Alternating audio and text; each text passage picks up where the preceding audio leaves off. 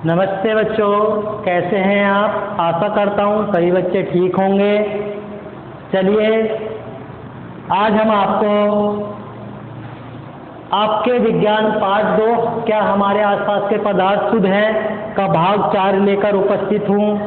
इससे पहले भागों में आपको जो भी समझाया गया है आशा करता हूँ आपने सही तरीके से समझ लिया होगा, और जब आपने सही तरीके से समझ लिया होगा तो जो आने वाले टॉपिक्स हैं वो भी आसानी से आपको समझ में आ जाएंगे।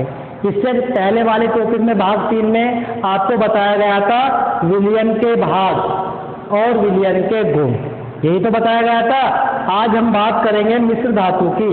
नंबर 1 मिश्र धातु की। चलिए शुरू करते हैं। मिश्र धातु, मिश्र धातु, ठीक है बच्चों। तो मिश्र धातु किसे कहते हैं? ऐसी धातु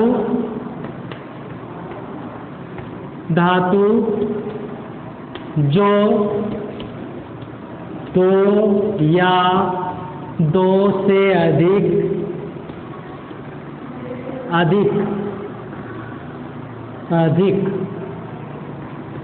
धातुओं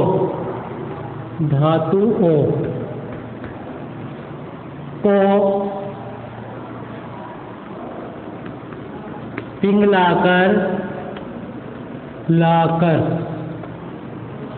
बनाई जाती है। क्या कहते हैं उसे? मिश्र धातु कहते हैं, ठीक है भाई। जैसे एग्जाम्पल ले सकते हैं आप पीतल, जैसे क्या है? पीतल। तो पीतल के अंदर क्या क्या होता है? एक तो होता है आपका जस्ता। क्या होता है? जस्ता। ये भी आपकी क्या है? धातु ही है। और एक होता है आपका तांबा, ठीक है। इन दोनों धातुओं को मिलाकर आपके क्या बनाया जाता है? पीतल। तो जस्ता कितने % होता है? 30%। और तांबा कितने % होता है? 70%, ठीक है बच्चों। तो मिश्र धातु किसे कहते हैं ये शायद मैंने आपको पहले भी बता दिया था, ठीक है। लेकिन फिर एक बार आप अगर परिभाषा की बात करते हैं तो मिश्र धातु किसे कहते हैं? ऐसे धातु जो 2 या 2 से अधिक धातुओं को गलाकर बनाई जाती है या पिघलाकर बनाई जाती है। गलाना और पिघलाना तो समझते हैं ना। देखिए पहले वाले चैप्टर के अंदर हमने आपको बताया था किसी वस्तु के ताप में या दाब में परिवर्तन करके आप वस्तु की अवस्था में परिवर्तन कर सकते हैं। अर्थात ठोस को द्रव में बदल सकते हैं, द्रव को गैस में बदल सकते हैं, या गैस को द्रव में बदल सकते हैं और द्रव को आप ठोस में बदल सकते हैं। तो उसी प्रकार जब हमारे पास में 2 या 2 से अधिक धातुएं होंगी, उन धातुओं को आप पिघलाकर एक मिश्र धातु का रूप धारण करा सकते हैं। तो ऐसी धातुएं जो 2 या 2 से अधिक धातुओं के मिश्रण से तैयार की जाती हैं उन धातुओं को हम मिश्र धातु कहते हैं। जैसे क्या है आपका पीतल। पीतल क्या होती है? एक आपकी मिश्र धातु होती है। और पीतल के अंदर कौन कौन सी धातु पिघलाकर मिलाई जाती है? एक तो आपका जस्ता और दूसरा आपका तांबा। जस्ते का 30% भाग लिया जाता है और तांबे का 70% भाग लिया जाता है। जब आप इन दोनों को मिक्स करके पिघलाते हो तो क्या बनता है? आपका बन जाता है पीतल। तो पीतल क्या होती है? आपकी एक मिश्र धातु होती है, ठीक है बच्चों। चलिए आगे चलते हैं।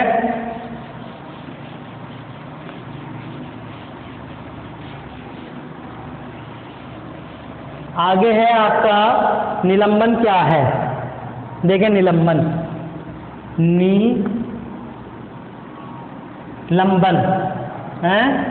नीलंबन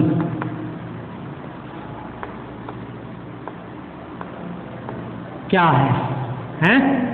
चलिए पढ़ते हैं निलंबन क्या है। देखिए निलंबन एक विषमांगी मिश्रण है। निलंबन एक विषमांगी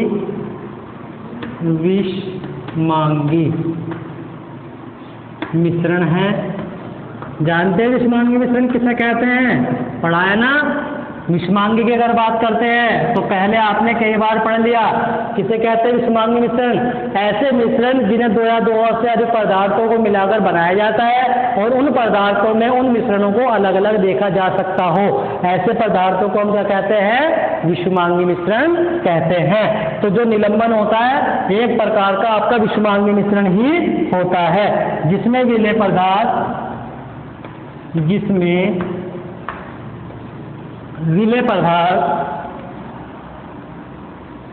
विलेय पदार्थ जिसमें विलेय पदार्थ के कण घुलते नहीं हैं, के कण घुलते नहीं हैं, ठीक है जी। बल्कि माध्यम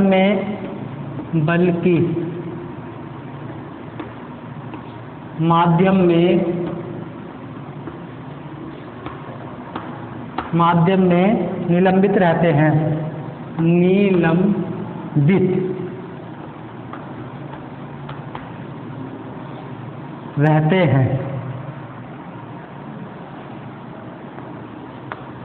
ठीक है।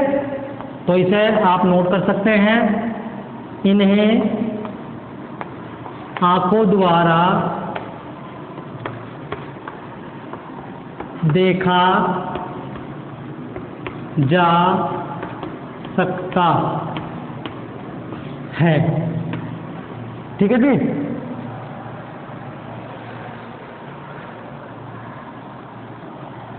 और इन्हें शांत छोड़ देने पर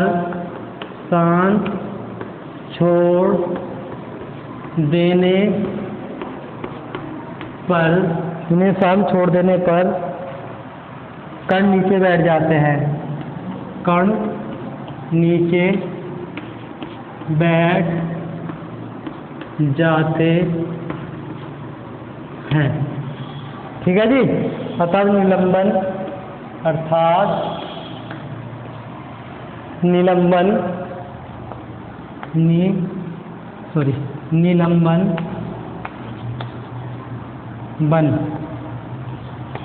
अस्थायी होता है, ठीक है जी। उदाहरण ले सकते हैं आप, उदाहरण या जैसे भी कह सकते हैं। क्या होता है आपका? मिट्टी और पानी का घोल, मिट्टी और पानी का घोल क्या होते हैं आपके? क्या होते हैं? निलंबित कण होते हैं, ठीक है, या निलंबित विलयन होता है, ठीक है बच्चों। तो क्या होता है आपका? निलंबन होता है आपका एक प्रकार का विषमांगी मिश्रण। और विषमांगी मिश्रण आप जानते हैं जब उन पदार्थों को मिलाया जाता है तो वो अलग अलग देखे जा सकते हैं, ठीक है। तो इसका एक गुण यह होता है इन्हें आंखों द्वारा देखा जा सकता है, अर्थात जो आपका निलंबित क्या होता है? विलयन होता है। उस विलयन के अंदर से आप उसके अंदर मिलाए गए जो पदार्थ है उन्हें अलग अलग देख सकते हैं। नेक्स्ट है, इन्हें शांत छोड़ देने पर ये कण नीचे बैठ जाते हैं, अर्थात जो आपका निलंबन होता है वो कैसा होता है? अस्थायी। अस्थायी का मतलब जब आप वो उस पदार्थ को हिलाओगे तो वो मिली हुई अवस्था में दिखाई देंगे, और जब आप उसे शांत छोड़ दोगे तो वो कैसे दिखाई देंगे? नीचे बैठे हुए दिखाई देंगे। तो इस प्रकार से हम ये कह सकते हैं जो आपका निलंबन होता है वो विलयन का अपोजिटिव होता है, ठीक है, उल्टा ही तो है भाई। विलयन के अंदर हमने क्या पढ़ा?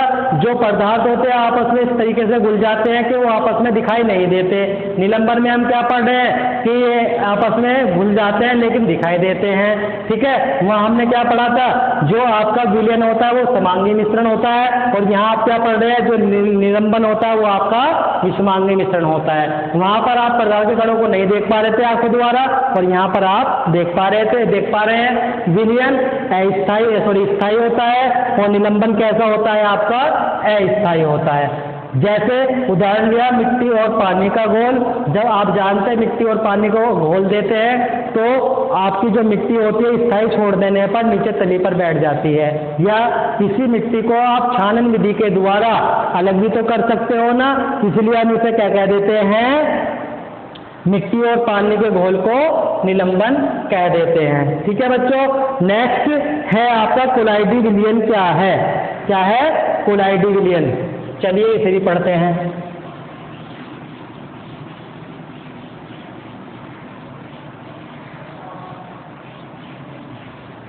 कोलाइड विलयन देखिए, कोलाइडल विलयन देखिए, कोलाइडल विलयन,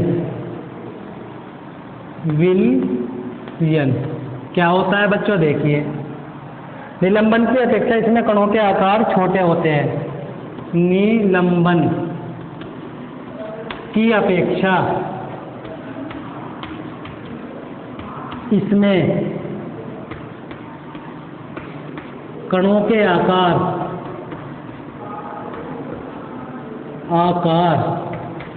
कैसे होते हैं? छोटे होते हैं, छोटे होते हैं। ठीक है, और समान रूप से फैले होते हैं, और समान रूप से फैले होते हैं। ठीक है बच्चों, जैसे आप लिख सकते हैं पॉइंट नोट के रूप में, जो मैं स्टार बता रहा हूं मतलब ये आपको याद रखना है।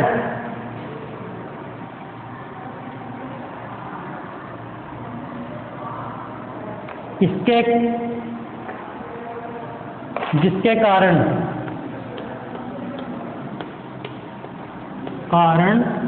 ये समांगी प्रतीत होते हैं। ठीक है जी। लेकिन वास्तविकता में यह विषमांगी मिश्रण ही होता है, लेकिन वास्तव में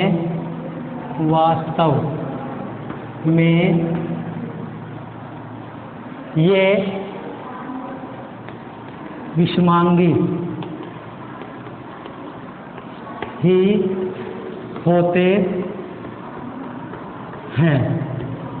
ठीक है बच्चों, जैसे आपका दूध, जैसे दूध। ठीक, नेक्स्ट,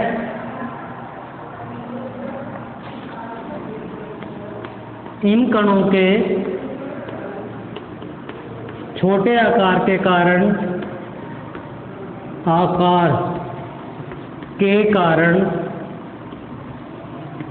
हम इन्हें अपनी आंखों से नहीं देख सकते। ठीक है भाई।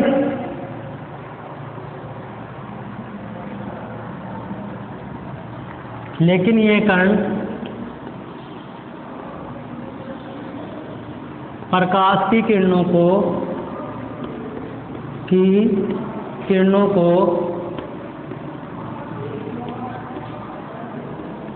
आसानी से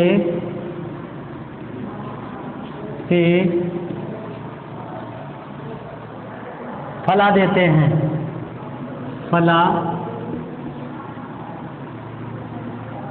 देते हैं। ठीक है जी।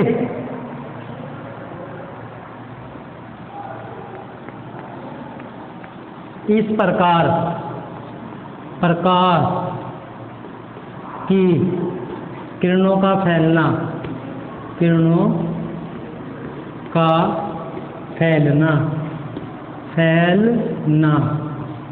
क्या कहलाता है? टिंडल प्रभाव कहलाता है।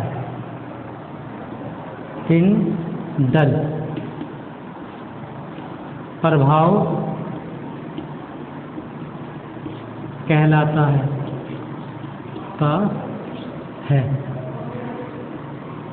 ठीक है जी। चलो अब नेक्स्ट टॉपिक है आपका कोलाइडी विलयन है। तो कोलाइडी विलयन क्या होता है? देखो कोलाइडी विलयन एक प्रकार का आपका विषमांगी मिश्रण होता है, सॉरी कोलाइडल विलयन। इससे पहले हमने पढ़ा निलंबन। निलंबन क्या होता है? आपका एक प्रकार का विषमांगी मिश्रण होता है। नेक्स्ट हमने पढ़ेंगे हम कोलाइडी विलयन। देखो बच्चों कोलाइडी विलयन क्या होता है? अगर हम निलंबन की बात करते हैं, निलंबन के कणों की अपेक्षा कोलाइडी कणों का जो आकार होता है आपका छोटा होता है। भाई अभी आपको बताया गया था जो निलंबन होता है उसके कणों को हम अपनी आंखों द्वारा देख सकते हैं, लेकिन जो आपके कोलाइडी विलयन के कण होते हैं वो निलंबन के कणों की अपेक्षा कैसे होते हैं? छोटे होते हैं। इसलिए इन कणों को हम क्या अपनी आंखों द्वारा नहीं देख सकते। तो उनके इस गुण के कारण कि हम इन्हें अपनी आंखों द्वारा नहीं देख सकते, तो ऐसा प्रतीत होता है कि ये जो विलयन होता है वो कैसा होता है? आपका समांगी विलयन होता है, समांगी मिश्रण होता है। लेकिन वास्तव में ये ऐसा नहीं होता है, ये आपका विषमांगी मिश्रण ही होता है। देखिए निलंबन की अपेक्षा इसमें कणों के आकार छोटे होते हैं, मैंने अभी बताया, और समान रूप से फैले होते हैं। ठीक है, तो निलंबन में जो पदार्थ के कण होते हैं वो समान रूप से नहीं फैलते, लेकिन कोलाइडी जो कण होते हैं वो समान रूप से कैसे होते हैं? आपके फैले हुए होते हैं। नेक्स्ट आपको नोट करके बताया गया है जिसके कारण ये समांगी प्रतीत होते हैं। किसके कारण? कि इनका जो आकार होता है निलंबन के कणों के आकार से छोटा होता है, इसलिए कैसे प्रतीत होते हैं? समांगी प्रतीत होते हैं। लेकिन वास्तव में ये क्या है? आपके विषमांगी हैं। तो एग्जाम्पल आप ले सकते हैं दूध। दूध ही क्यों लिया? अभी जब मैंने आपको पहले भाग में बताया था शुद्ध और अशुद्ध पदार्थों के बारे में, तो वहां पर मैंने घी और दूध और शहद लिया था। तो उसमें आपको बताया गया था कि ये पदार्थ ऐसे होते हैं जो वास्तव में ऐसा हमें प्रतीत होता है कि शुद्ध पदार्थ है, तो ये शुद्ध पदार्थ नहीं होते हैं। और शुद्ध पदार्थ क्यों नहीं होते हैं? ये भी आपको बता दिया गया था कि जो इन पदार्थों के अंदर पाए जाने वाले कुछ अन्य पदार्थ है, जैसे मैंने घी लिया था, घी के अंदर आपको बताया था प्रोटीन होता है, कार्बोहाइड्रेट्स होता है, पानी होता है और मिनरल होते हैं, और सभी के गुण कैसे होते हैं? अलग अलग होते हैं। इसी प्रकार से जो दूध के अंदर पाए जाने वाले पदार्थ होते हैं उनके गुण भी कैसे होते हैं? अलग अलग होते हैं। और पदार्थों के गुण के कारण ही दूध क्या कहलाता है? आपका विषमांगी। क्या कहलाता है? विषमांगी। ठीक है, तो जो कोलाइडल कण होते हैं देखने में तो ऐसे प्रतीत होते हैं जैसे वो समांगी हो, लेकिन वास्तव में क्या होते हैं? आपके विषमांगी होते हैं। ठीक है, नेक्स्ट पॉइंट क्या बताया आपको? इन कणों के छोटे आकार के कारण हम यहाँ पर अपनी आंखों